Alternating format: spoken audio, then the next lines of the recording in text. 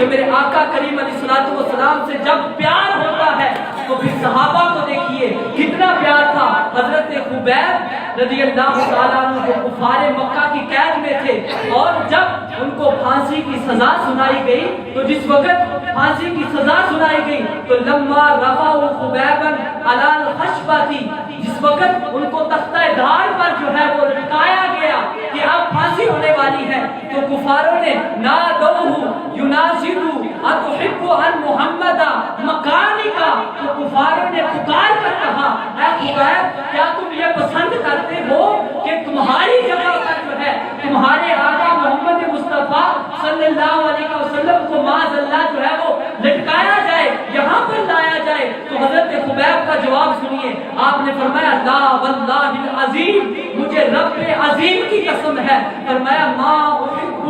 ان یفدیانی، فرمایا بشوکت یشاکہا فی قدمیہ، ارے تم کہتے ہو کہ میرے جگہ پر میرے آقا کو رکھا جائے، فرمایا مجھے تو یہ بھی برداشت نہیں ہے کہ مجھے تم آزاد کر دو اور اس کے عوض میں میرے آقا کریم علیہ السلام کے قدم مبارک میں کانٹا چبھ جائے، فرمایا مجھے تو یہ بھی برداشت نہیں ہے. اللہ اکبر.